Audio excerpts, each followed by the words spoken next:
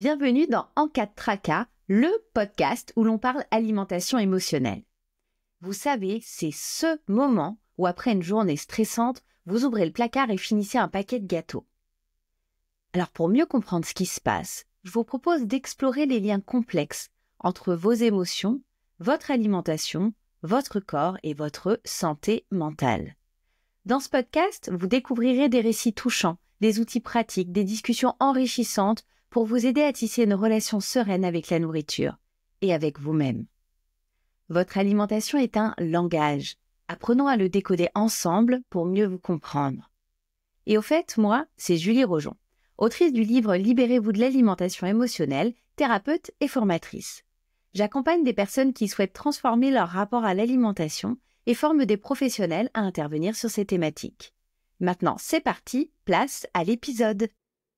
Est-ce que ça vous est déjà arrivé de rentrer chez vous et de vous sentir submergé par les mille et une choses que vous avez à faire et d'avoir l'impression de vous noyer dans un verre d'eau et de vous diriger vers l'alimentation pour vous calmer, pour vous amener du réconfort?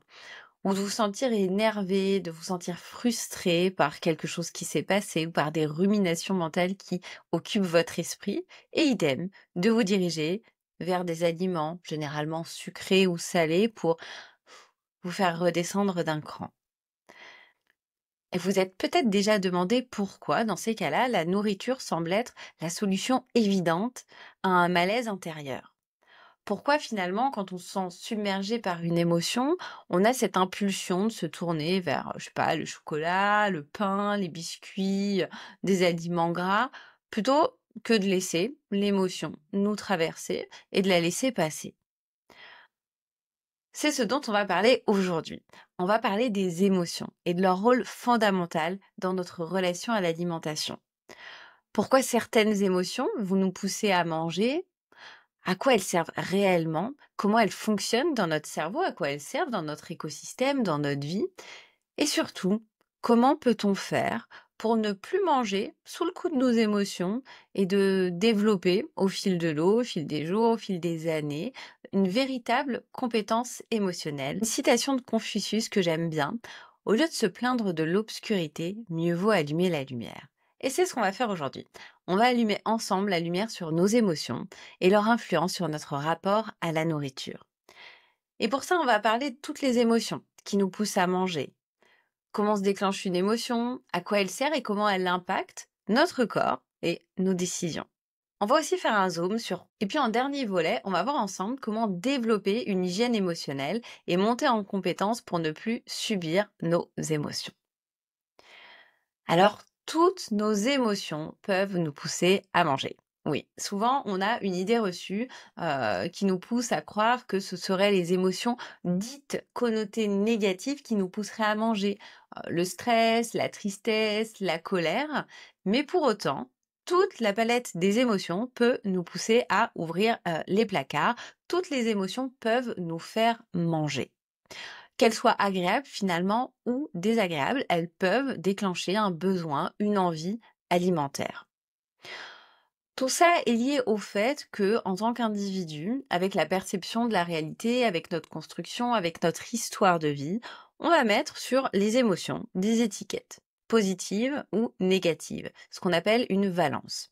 Donc je vais mettre, par exemple, de façon arbitraire, sur la tristesse une étiquette négative, sur la joie une étiquette positive, et en fonction de cette étiquette, quand je vais ressentir cette émotion, je vais réussir à l'appréhender ou non. Elle va être connotée de façon agréable ou désagréable. En réalité, cette étiquette, elle fait référence au fait que je sais ou je ne sais pas encore appréhender cette émotion. Il se peut par exemple qu'une émotion dite agréable par le commun des mortels, comme la joie, soit pour moi connotée avec une valence qui soit négative. La joie peut être difficile à appréhender. Elle peut être aussi difficile à appréhender lorsqu'elle est teintée d'une sorte d'excitation, d'une exaltation et qui a une intensité qui est très importante. À ce moment-là, quand je ressens cette émotion, eh bien en fait, elle peut être difficile pour moi à accueillir et je vais du coup me diriger vers l'alimentation. Donc toutes les émotions sont en lien avec l'alimentation et en fonction de qui je suis, de mon histoire de vie, de ma relation aux émotions, eh bien toutes les émotions peuvent me pousser à manger. Je vais quand même faire un premier zoom sur les émotions qui sont connotées par le commun des mortels comme négatives. Alors, tout en haut du podium, il y a le stress. Et puis d'ailleurs, le stress me paraît être quand même un des premiers déclencheurs de l'alimentation émotionnelle. En tout cas, c'est ce que je perçois dans ma pratique et dans mon cabinet. Quand on est stressé, on se sent pas bien, on ressent une tension très importante qui est, agrémentée par le fait que, un stress exacerbé va libérer, beaucoup de cortisol et notre cortisol, ce stress physiologique qu'on va ressentir, peut avoir un impact et peut augmenter l'envie de sucre, l'envie de gras et on peut se diriger, vers, l'alimentation. Dans nos sociétés, on est quand même aussi extrêmement, exposés au stress, dès le matin. On a des vies qui sont, très, serrées, il faut faire rentrer énormément de choses, dans une journée. C'est lié vraiment à nos modes de vie, contemporains, à aussi la structure, du monde du travail, aujourd'hui, la société de la performance, de la perfection, du toujours plus. Nos quotidiens sont empreints de stress. À moins d'être vraiment un ermite dans la montagne, il me semble que le stress fait partie de notre quotidien. Alors, le stress, néanmoins, il est positif, hein, c'est grâce aussi au stress qu'on peut se mettre en action. Un stress positif peut nous apporter beaucoup. Néanmoins, lorsqu'il est exacerbé, lorsqu'il génère une tension qui est perceptible tout au long de la journée, eh bien, il peut nous pousser à manger.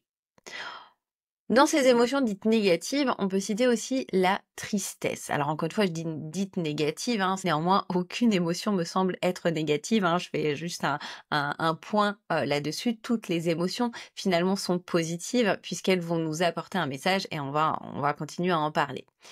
Néanmoins, donc dans ces émotions qui peuvent être vues comme négatives, on a la tristesse. Quand on se sent triste, il y a finalement, comme une baisse de l'hormone, du bien-être, de la sérotonine. On a besoin, d'un repli, sur soi, on a besoin d'hiberner. La tristesse peut être difficile à appréhender parce que c'est un sentiment, une émotion, qui peut être extrêmement douloureuse à ressentir au niveau physiologique.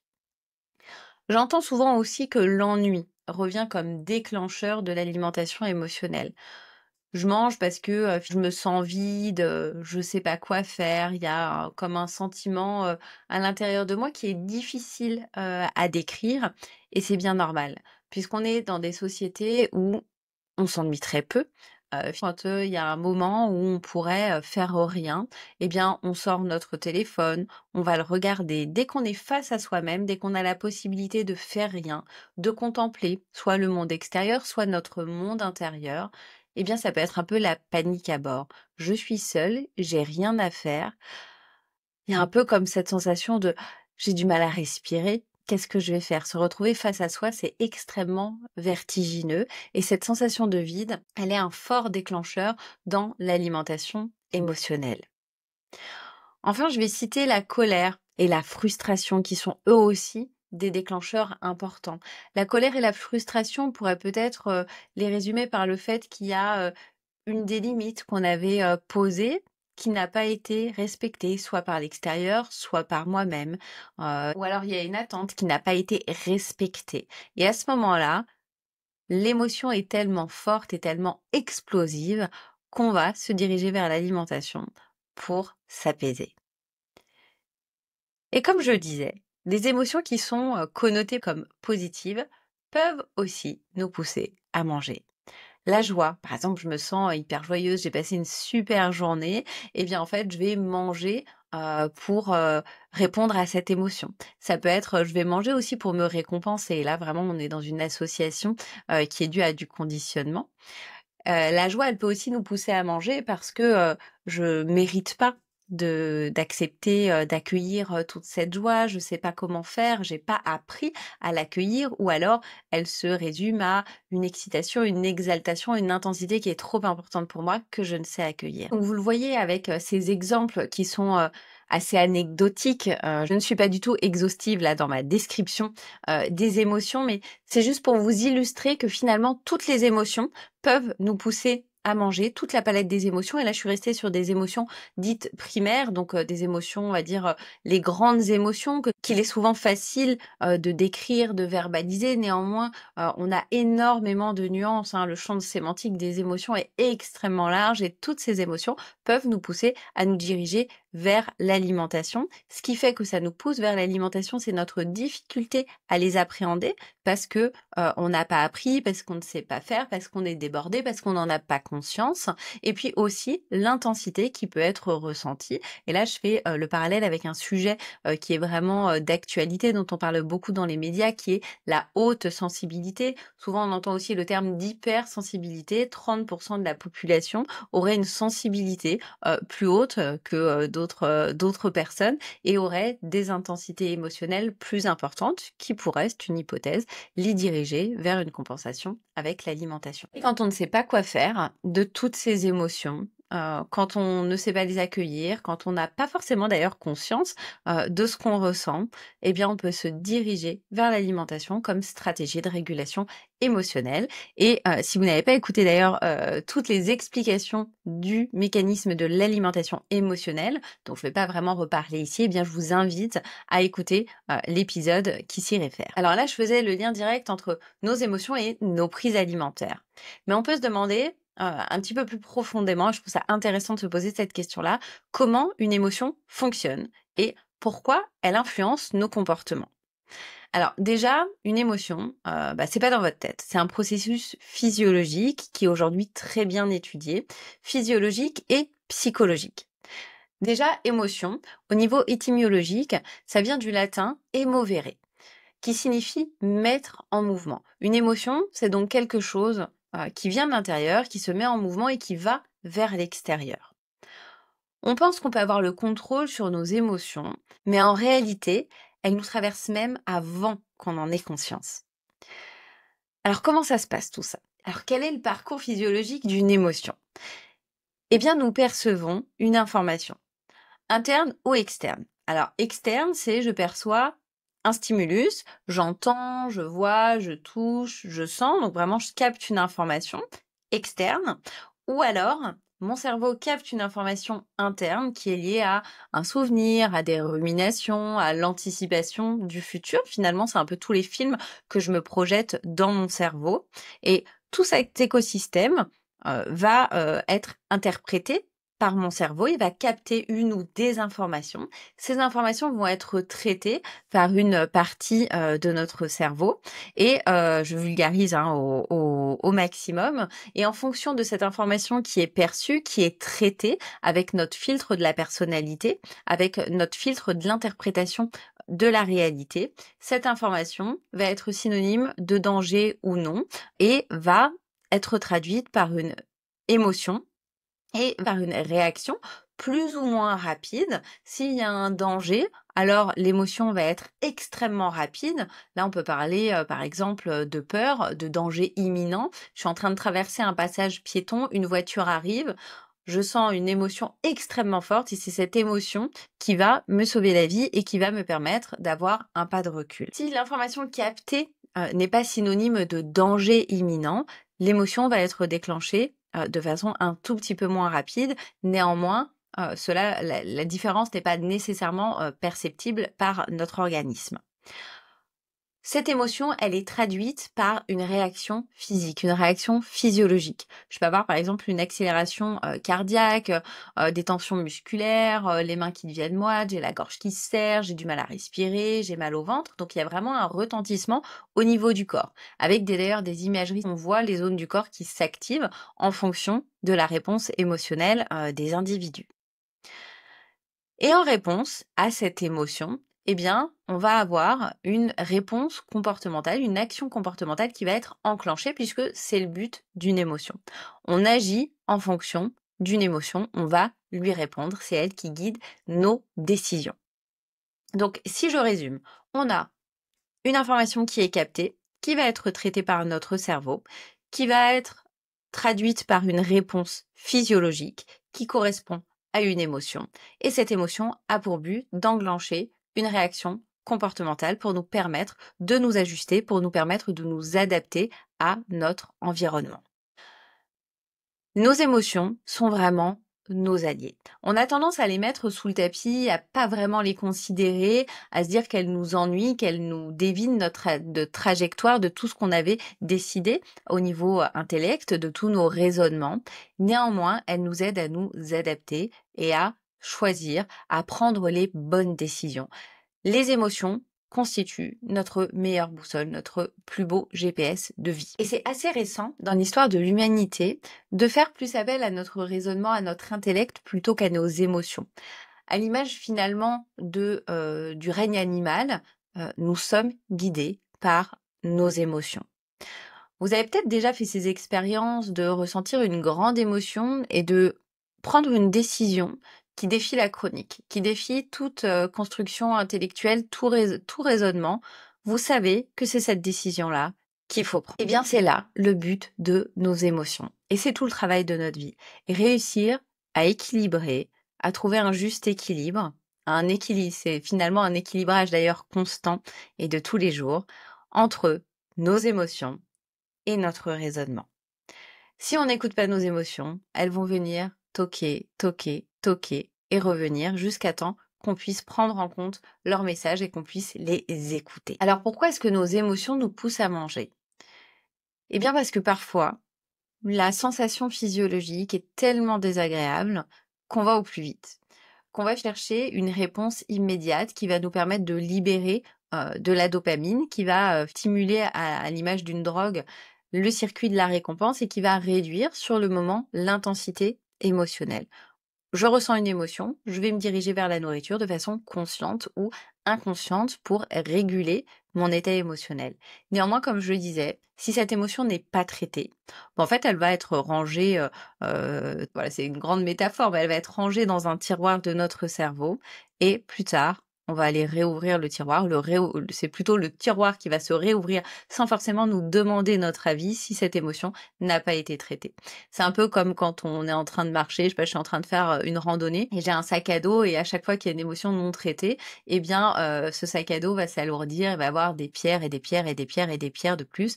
Et au bout d'un moment, si j'ai pas vidé mon sac à dos, le quotidien peut être affecté parce que l'intensité émotionnelle que je vais ressentir au quotidien peut être lourde puisque des événements X, Y, somme toute assez banals, peuvent avoir une intensité exacerbée puisqu'il y a plein d'autres émotions qui se sont accumulées et que je ne suis pas allée traiter. Autre élément clé à comprendre, assez important, c'est que une émotion a une fin. Au niveau physiologique, elle ne dure pas plus de 45 minutes. Si elle n'est pas réactivée mentalement, parce qu'on ressasse, parce qu'on y repense, etc.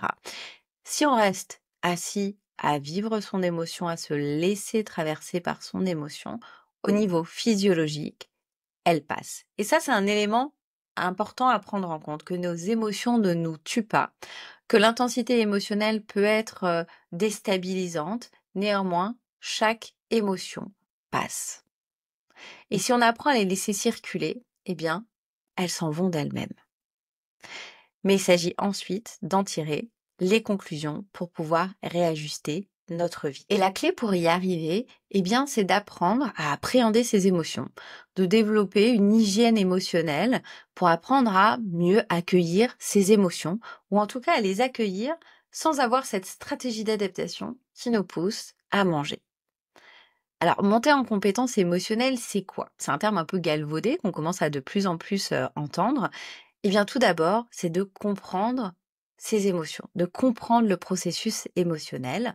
Là, on vient finalement d'en parler, de l'expliciter. Il s'agit ensuite de pouvoir vous observer dans votre quotidien. Et peut-être que vous allez vous apercevoir d'ailleurs qu'il y a des émotions qui sont surreprésentées, d'autres émotions qui sont sous-représentées, voire que vous ne ressentiez pas ou que vous ne vous autorisez pas à ressentir. Donc déjà, comprendre, mettre la lumière sur ces émotions, sur tout ce monde émotionnel. Savoir que nos émotions aussi ont une fin et l'expérimenter. Expérimenter le fait que nos émotions ne durent en général plus que quelques minutes. Là, je vais plus faire référence aux petites émotions du quotidien et qu'en général, on les réactive parce que on va en parler à quelqu'un, parce que nous sommes hyper connectés, donc je vais me mettre en lien avec quelqu'un, je vais écrire un message WhatsApp, tu te rends compte, il s'est passé ça, elle m'a dit ceci et puis cela, et finalement, c'est l'intensité émotionnelle qui monte. Peut-être que d'ailleurs, je mets un peu la charrue avant les bœufs, mais un grand conseil qu'on pourrait avoir pour appréhender ces émotions que je qualifie d'émotions du quotidien, eh bien, c'est de prendre un pas de recul, de ne pas surréagir, d'agir et de choisir d'agir et non de réagir, de prendre quelques minutes, de prendre un pas de recul pour la digérer et ensuite enclencher un processus comportemental au lieu de la nourrir avec des échanges qui vont nous faire monter en intensité émotionnelle. Troisième élément qui va être important pour développer votre hygiène émotionnelle, c'est de développer des outils, des ressources pour pouvoir les accueillir, pour pouvoir les appréhender de façon adaptée. À savoir également qu'un élément primordial, et on va y revenir dans le prochain épisode, est le fait que nos pensées influencent nos émotions. Nos pensées créent notre réalité émotionnelle, notre interprétation de la vie, de la réalité, de nos pensées, notre propre fonctionnement influence nos émotions.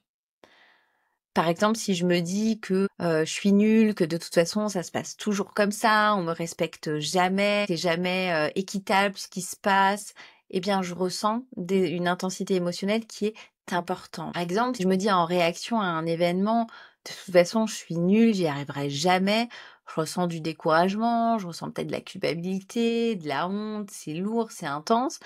Alors que si je suis une autre personne ou si ma vision de la vie évolue, eh bien je peux me dire: «Ah OK, en fait là je suis en train d'apprendre». Et là mon émotion change. Donc travailler sur ses pensées, c'est aussi travailler sur ses émotions.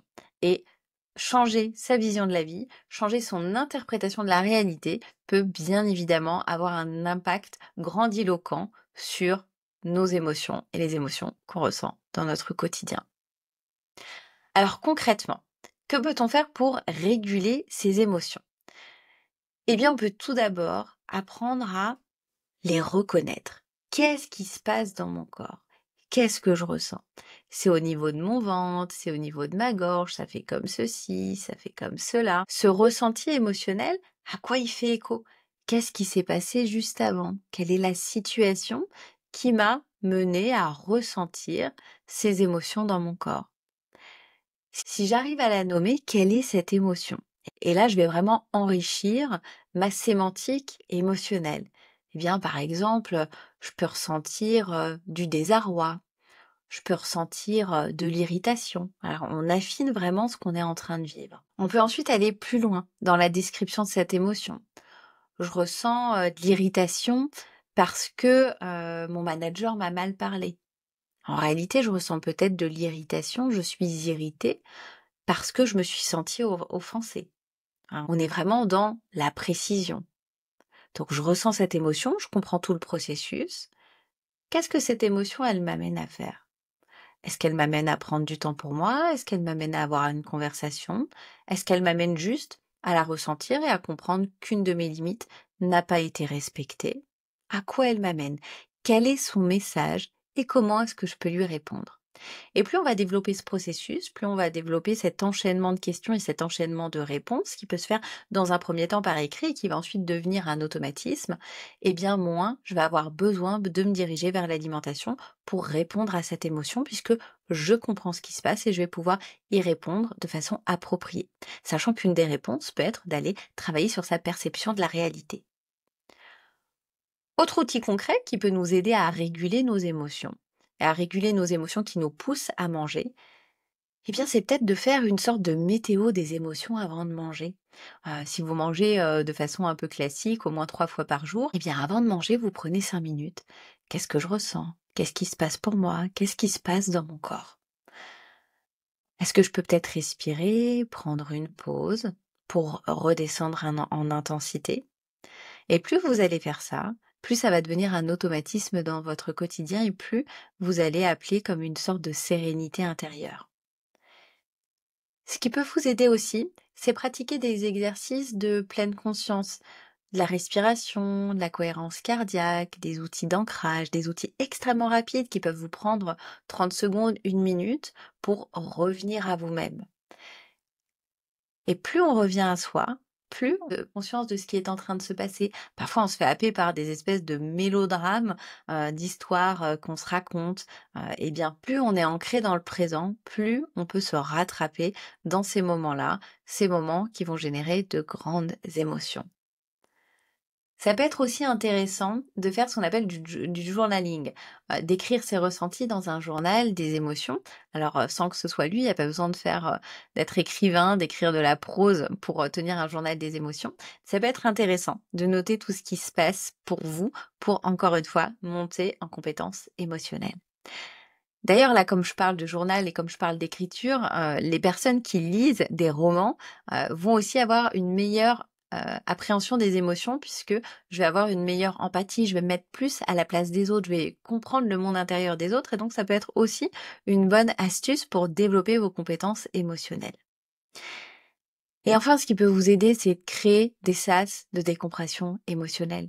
La connexion à la nature, la musique, la respiration, qu'est-ce qui vous fait du bien? Notez les activités qui vous font du bien, que ce soit 5 minutes, 10 minutes, 1 heure, une journée. Qu'est-ce qu'il est possible de faire dans votre quotidien pour créer des sas de décompression émotionnelle? Alors là, je balaye tous ces concepts de façon assez rapide, mais bien évidemment, en thérapie, on va approfondir toutes ces questions, on va les personnaliser en fonction de qui vous êtes, de ce que vous ressentez ou ce que vous ne ressentez pas. Il se peut aussi d'ailleurs que le monde des émotions là soit tout à fait abstrait. Il se peut que ce soit effectivement difficile pour vous de reconnaître les émotions, de les nommer. Tout ça, ça s'apprend. Ça s'apprend en thérapie et vous avez aussi plein d'outils pour commencer à faire ce travail seul. Et il existe énormément de techniques qui peuvent vous permettre de mieux appréhender vos émotions pour éviter d'avoir une stratégie de régulation émotionnelle avec la nourriture, bien qu'elle puisse être de temps en temps la bonne réponse. Dernier élément que je voulais aborder avec vous, que j'ai pas abordé jusqu'ici, c'est que nos émotions peuvent aussi faire appel à des traumatismes. Des traumatismes que je pourrais, de façon très métaphorique, appeler des traumatismes avec des petits T et des grands T. Un traumatisme avec un petit T pourrait être un enfant qui attend son parent 1 minute devant l'école, son parent est en retard. Ça peut paraître rien vu de l'extérieur et pour l'enfant, ça peut être un retentissement émotionnel extrêmement important qui peut se cristalliser dans son système comme un traumatisme. Et il y a les traumatismes avec un grand T, qui sont perçus en tout cas comme ça par la société, qui pourraient être les maltraitances, les agressions sexuelles. Il me semble important de rappeler qu'il n'y a pas de graduation dans le traumatisme. Ces traumatismes qui restent cristallisés peuvent se redéclencher de façon quotidienne en fonction de ce que appréhende notre cerveau. Si des situations analogues à nos traumatismes peuvent être perçues par notre cerveau, en tout cas peuvent être perçues comme analogues par notre cerveau, par une partie de notre cerveau, même si pour notre conscient, il n'y a aucun rapport, il se peut qu'à ce moment-là, une intensité émotionnelle soit redéclenchée et que cette intensité émotionnelle qui pour notre cerveau est la même qu'un danger imminent, puisse déclencher une intensité, une retentissance émotionnelle telle qu'il n'y a pas d'autre possibilité pour nous, à ce moment-là, d'éteindre le feu en se dirigeant vers la nourriture. Ça peut être d'ailleurs aussi d'autres substances comme des drogues. Mais on y reviendra plus tard dans un épisode dédié. Alors si je résume les points clés, eh bien, nos émotions sont nos plus grandes alliées. Elles sont essentielles pour nous. C'est notre GPS de vie, qu'elles soient agréables ou désagréables. Elles influencent forcément notre comportement alimentaire. Et en comprenant comment elles fonctionnent, comment nous fonctionnons, on va pouvoir développer une hygiène émotionnelle qui est adaptée. Une hygiène émotionnelle qui va nous permettre de ne pas compenser en se dirigeant vers la nourriture ou de le faire quand c'est opportun et quand c'est aidant. Et voilà, c'est tout pour aujourd'hui et je vous remercie sincèrement d'être arrivé jusqu'à la fin de cet épisode. À très vite. Et ne partez pas tout de suite. J'ai quelque chose d'important à vous demander. Si cet épisode vous a plu, notez-le ou suivez-le sur votre plateforme d'écoute. C'est rapide, c'est simple et moi, ça va m'aider à continuer de créer du contenu qui vous parle. Et n'oubliez pas de le partager à vos proches ou sur les réseaux sociaux pour le faire vivre. Merci d'avance pour votre contribution et à très vite dans En cas de tracas.